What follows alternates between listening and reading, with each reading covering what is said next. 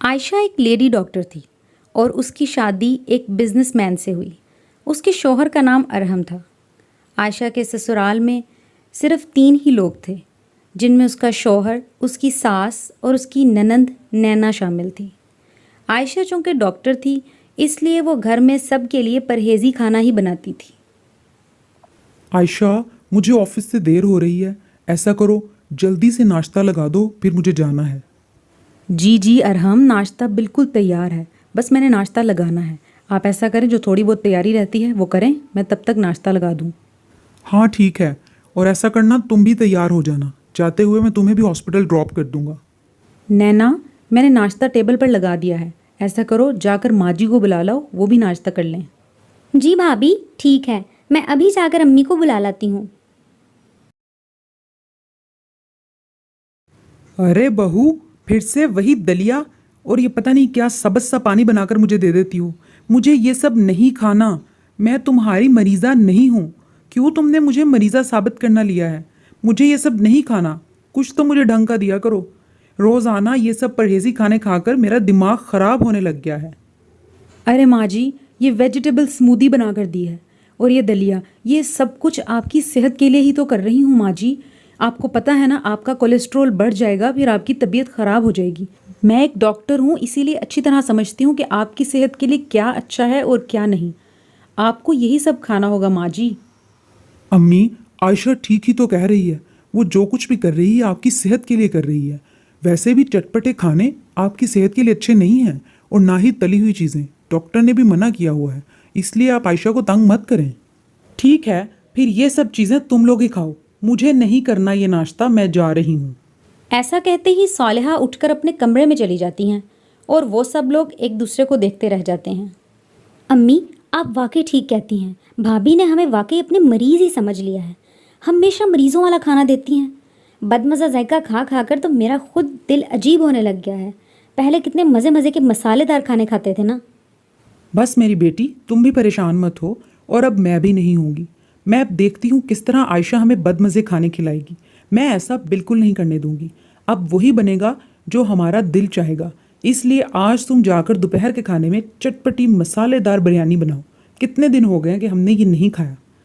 मैं तो उस वक्त को पछताती हूँ भाई, कि जब मैं डॉक्टर बहू बया कर ले आई। मुझे पता होता कि इसने हमें मरीज़ बना देना है, तो मैं तो कभी भी ना इसे बया कर लाती। ठीक कहती हैं आप अम्मी, वाकई। बस आज हम मज़ेदार सी बिरयानी बनाते हैं और साथ में लेग पीसेस बना लूँ।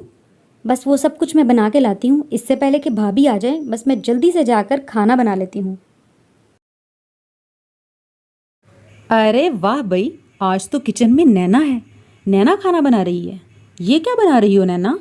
जी भाभी, मैं खाना बना रही हूँ और मैंने बिरयानी बनाई है और साथ ये लेग पीसेस बनाए हैं। बहुत दिल कर रहा था खाने को। अरे नैना, क्या हो गया है तुम्हें? ये सब कुछ इतना तेज़ मसालों वाला तुमने क्यों बनाया है? तुम्हें पता है ना कि माँ जी की तबीयत बहुत ख़राब हो जाती है। उन्हें तो बिल्कुल भी मत देना, वरना उनकी तबीयत ख़राब हो जाएगी। अरे रहने दे भाभी, कुछ नहीं होता। आपने ये कह कहकर हमें मज़ीद बीमार कर दिया है। मरीज़ों वाला खाना देती हैं आप हमें। हमारा ज़रा दिल नहीं करता वो खाने को। और अम्मी दलिया खा खा के और स्मूदी पी पी के उनका तो दिल उलटने लग गया है। तेज़ मसाले हमारी शुरू से आदत है, इसलिए हम इसके बगैर नहीं रह सकते। आपको भी आदत बनानी होगी। माँ जी, मेरे मना करने के बावजूद आज आपने फिर वो चटपटी बिरयानी और लेग पीसेस बनाए हैं। बनाए बंदा, लेकिन कभी कभी बनाए और बहुत कम मसाले रख के। लेकिन आप लोग तो चाहते हैं कि रोज़ रोज़ चटपटे खाने खाएं। ऐसे तो नहीं होगा ना माँ जी। इस तरह तो आपका कोलेस्ट्रॉल बढ़ जाएगा, दिल का मसला हो सकता है और भी मसले हो सकते हैं। मैं आपकी भलाई के लिए ही सब कुछ कहती हूँ, और हम सब की सेहत भी अच्छी रहेगी। बस बहू, मैंने फैसला किया है कि आज से हमारे किचन अलग अलग होंगे। यानी कि तुम सिर्फ अपना और अरहम का खाना बनाओगी, जैसा मर्जी बनाना, परहेजी या जैसा भी। और नैना मेरे और अपने लिए खाना बनाएगी, क्योंकि हम तो तंग आ गए हैं। अब हम अपनी मर्जी का ही खाएंगे, इसलिए तुम आइंदा हमारे लिए खाना मत बनाना। और फिर कुछ दिन बाद भाभी भाभी, अम्मी की तबीयत बहुत ज़्यादा ख़राब हो गई है। जल्दी चलकर देखें, उन्हें पता नहीं क्या हुआ है। वो अचानक से बेहोश हो गई हैं। क्या कहा? माँ जी को क्या हो गया? माँ जी को चलो जल्दी उन्हें हॉस्पिटल लेकर चलते हैं।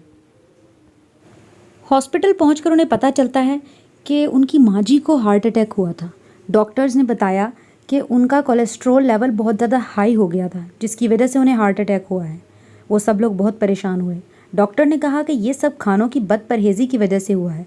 जब आपको पता है कि आपने परहेज़ वाले खाने देने हैं तो आज के बाद वही दीजिएगा।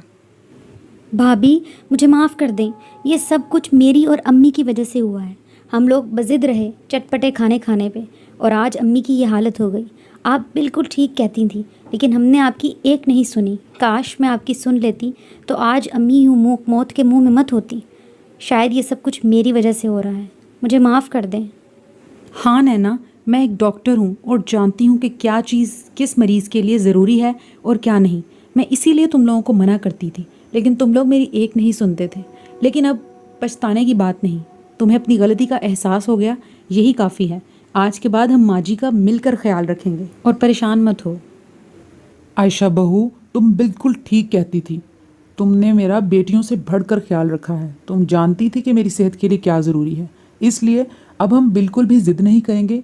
जैसा तुम खाना बनाओगी वैसा ही खाएंगे और खुशी खुशी खाएंगे। आज के बाद पूरा किचन तुम ही संभालोगी, वही पकेगा जो तुम चाहोगी। और फिर उसके बाद वो लोग हंसी खुशी ज़िंदगी गुजारने लगे।